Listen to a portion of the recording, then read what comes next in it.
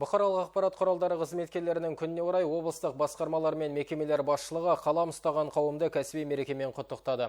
Бұл күні ақпарат саласында жүрген жандарға түрлі құрмет көрсетілді. Келесі сюжетте.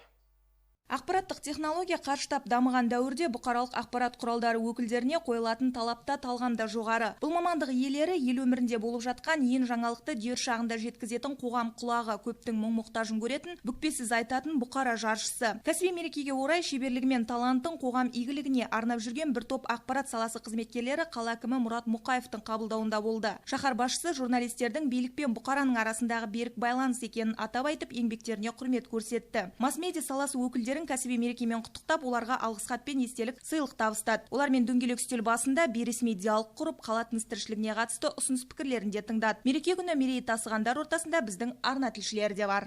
Бүгін мінекей сіздердің кәсіби мерекелеріңіз. Біз шын мәнінде соңғы уақытта, әсіресе соңғы жылдары өздеріңізбен тығыз қарым-қатынаста жұмыс атқаратын болғасын, еліміздегі, соның ішінде біздің қаламызда болып жатырған өзгерістер өздеріңізбен тығыз байланыс.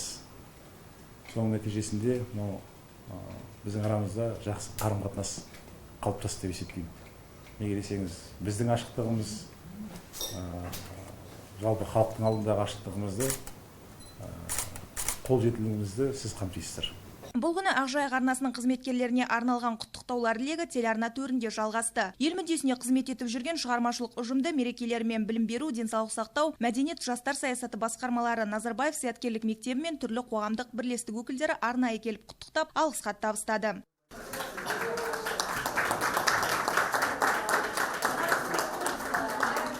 Марапат еленгендер қатарында телеарна мен облыстық радиода бірнеше жыл еселі еңбек етіп жүрген аға редакторлар, тәжірибелі журналистер мен жас тілшілер болды. Көгілдір экранның арғы жағындағы режиссер, монтажер, оператор сынды мамандардың да еңбегі ескерусіз қалмады. Тәуліктің сағатымен санаспай қызмет ететін журналистер қауымына деген құрмет мұнымен толастамақ емес. Кәсіби мереке қарсаңындағы ізетке тілшілердің де алғысы шексіз. Мерей Үстем, марапат құтты болсын әріптестер.